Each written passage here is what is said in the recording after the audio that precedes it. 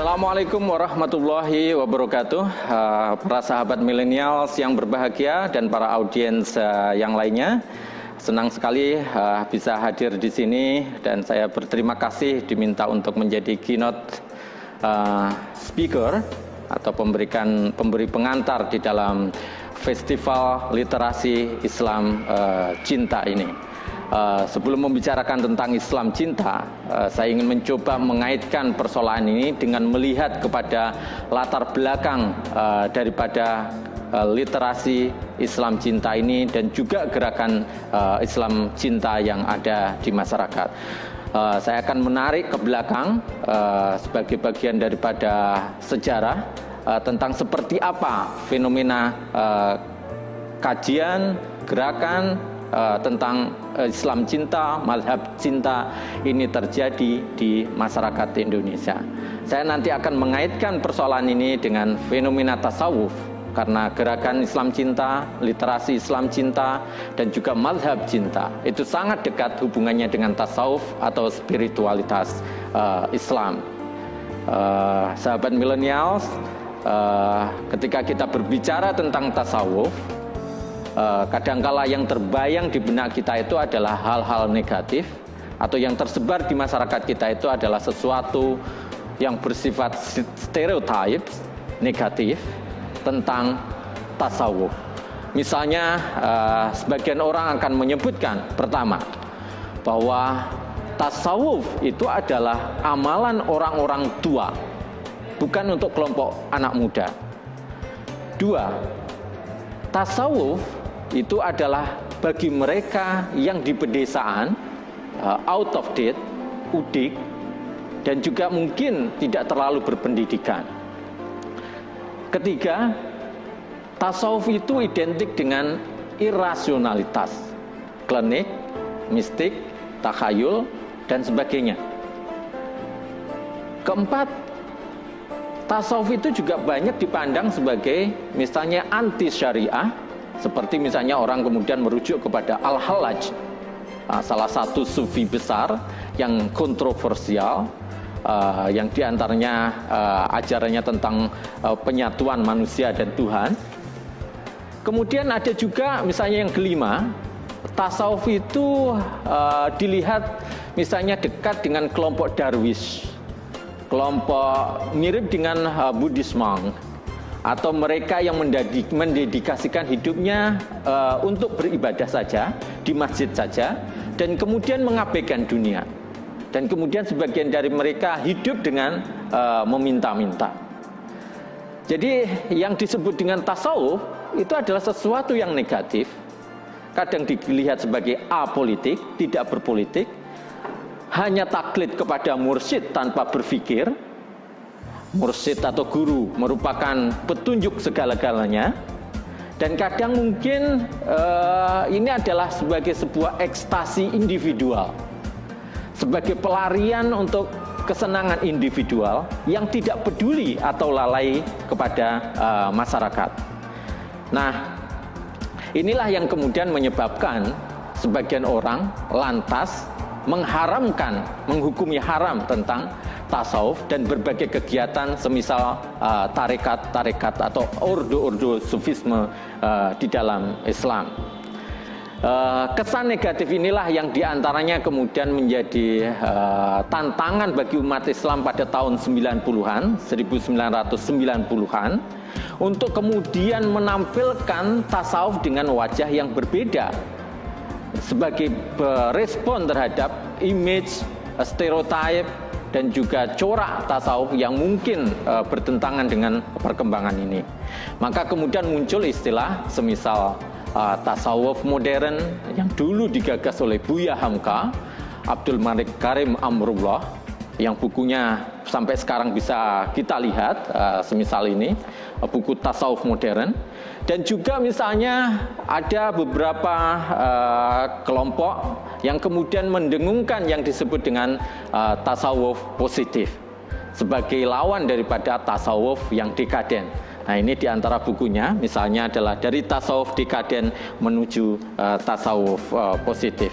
Dan ciri-ciri daripada kelompok tasawuf modern ini tasawuf positif ini adalah misalnya seperti kebalikan daripada image negatif yang selama ini berkembang di masyarakat.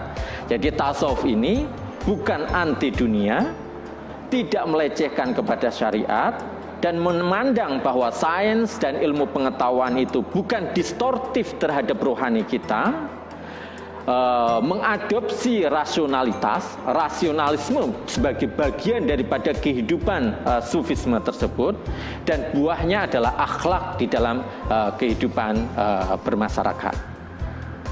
Nah, apa yang terjadi pada tahun 90-an, tahun 2000 awal, itu menjadi amatan daripada para peneliti pada tahun tersebut, kayak gitu ya.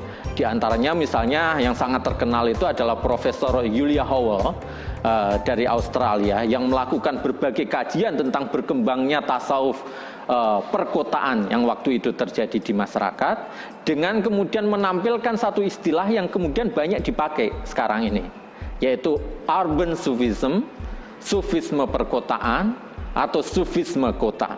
Bahkan kalau kita lihat kajian-kajian yang dilakukan oleh Profesor Komarudin Hidayat sekarang ini di dalam kajian online rutinnya masih memakai istilah urban sufism, urban sufisme, atau tasawuf perkotaan, kelompok kajian tasawuf perkotaan.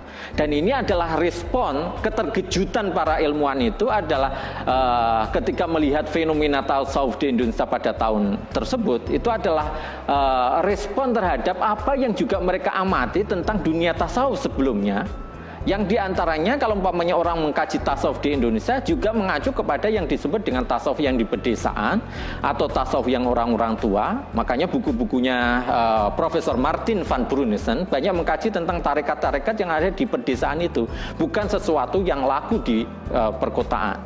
Nah, fenomena itu berubah tahun 90-an.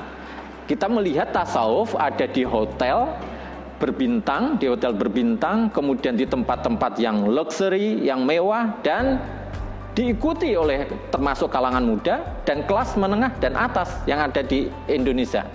Maka kemudian kita melihat banyak kajian pada tahun itu dan tahun setelahnya yang memotret fenomena ini dengan beberapa tulisan. Misalnya adalah Neo-Sufism di Indonesia, Repackaging Sufism in Urban Indonesia, model pengepakan baru dari sufisme yang ada di Indonesia, kemudian Sufism and the Modern in Islam, dan seterusnya. Jadi itu adalah buku-buku baru yang memotret tentang perubahan tasawuf dari yang sebelumnya, kayak gitu ya.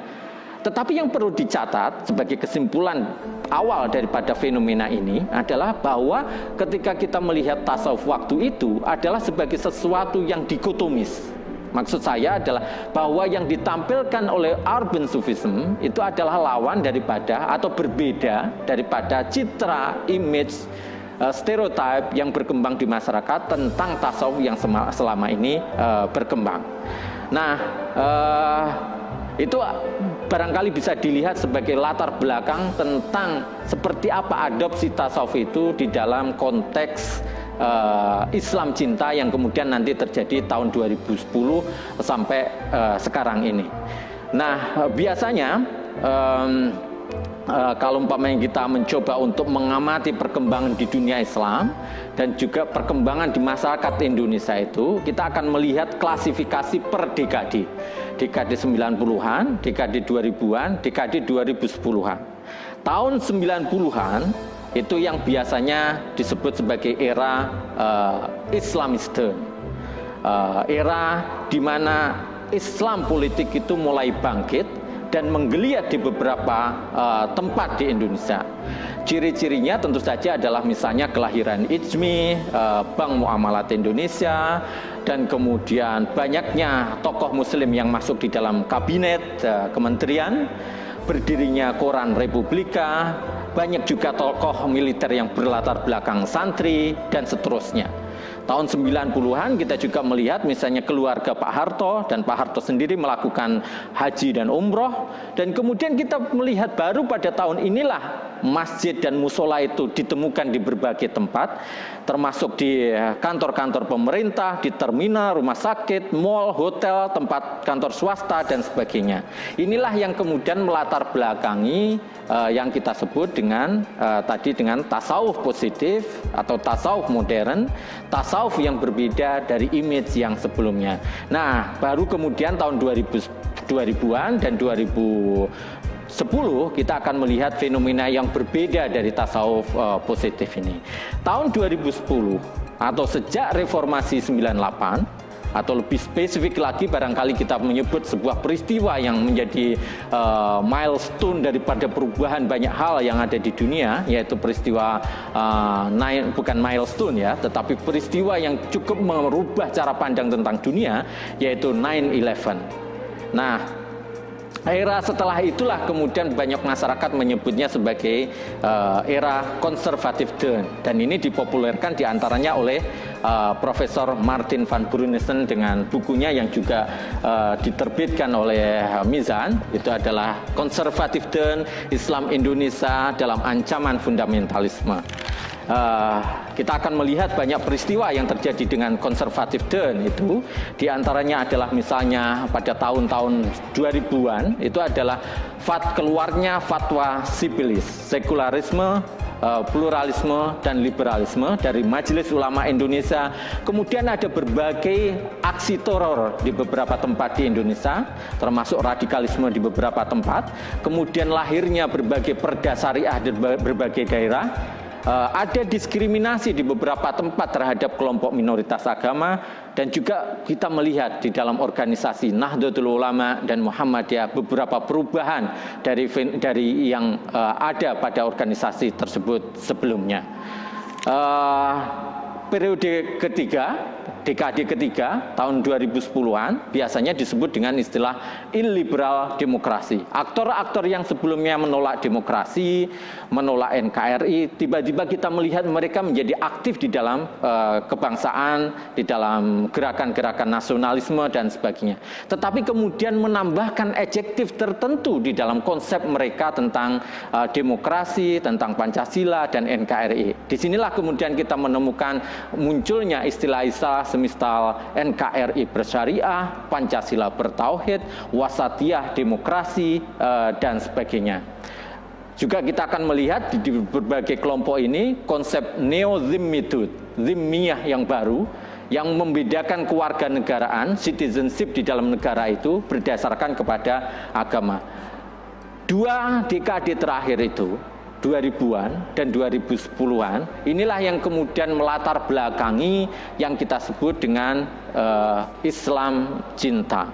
Sebagai respon terhadap berbagai fenomena yang berkembang sejak tahun 2000 hingga saat ini. Yang kita sebut tadi misalnya adalah radikalisme, terorisme, berbagai eksklusivisme, dan kemudian intoleransi terhadap mereka yang berbeda. Islam cinta adalah Islam yang merespon terhadap itu semuanya.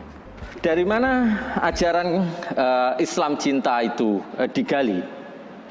Kita bisa melihat bahwa ajaran-ajaran dari Islam cinta itu ditemukan dari mutiara-mutiara ajaran tasawuf atau spiritualitas yang ada di dalam Islam. Seperti yang kita bisa temukan dari berbagai karya-karya Ibnu Arabi, Suhrawardi, Rabi'ah al-Adawiyah, Mansur al-Hallaj, Mulla Sadra, Al-Ghazali, dan berbagai sederet sufi-sufi yang lain. Penekanannya adalah karena tadi menekankan kepada cinta, ini agak berbeda tentu saja dengan fikih atau hukum Islam yang kadangkala lebih berbicara tentang perbedaan, khilafiyah, ketidaksepakatan, pertentangan. Sementara kalau umpamanya kita berbicara tentang Islam cinta yang mengambil dari ajaran tasawuf, maka berbagai konsep yang ditekankan di dalam ajarannya atau di dalam dakwahnya itu adalah diantaranya adalah konsep seperti hub, cinta, ishq, rindu, ittihad, persahabatan, dan juga hulul, penyatuan, dan sejenisnya. Dan bagaimana umat manusia itu menjadi umat yang satu, saling mencintai, menebarkan rahman dan rahim daripada Tuhan yang Maha Kuasa. Nah, itulah yang diantaranya kemudian membedakan Islam cinta dengan kelompok mungkin atau alternatif Islam yang lain. Dan ini merupakan respon terhadap kondisi fenomena yang ada di dalam masyarakat kita sekarang dan juga masyarakat muslim secara umum yang ada di dunia. Dan seperti yang saya katakan tadi, ada kelompok tertentu yang menjadi respon daripada Islam cinta. Itu adalah salah satunya adalah kelompok takfiri. Berkembangnya kelompok-kelompok keras seperti takfir itu yang membuat dialog di dalam masyarakat menjadi mampat dan alternatif pemikiran baru menjadi tersumbat. Ketika seseorang yang memiliki pemikiran berbeda lantas dituduh sesat atau kafir, maka akan terjadi kemandekan ijtihad dan berkembangnya pemikiran kritis. Jadi bisa dikatakan bahwa konsep daripada Islam cinta yang saat ini dikembangkan oleh berbagai kelompok, berbagai tokoh Islam, itu adalah Islam yang aktual, atau juga bisa dikatakan dalam tanda kutip Islam alternatif yang aktual, yang diambilkan dari sari dan mutiara-mutiara ajaran Islam yang kemudian disentuh dengan semangat cinta. Ditekankan semangat cintanya, bukan semangat kebencian atau hatred antar sesama manusia. Demikian, terima kasih. Wassalamualaikum warahmatullahi wabarakatuh.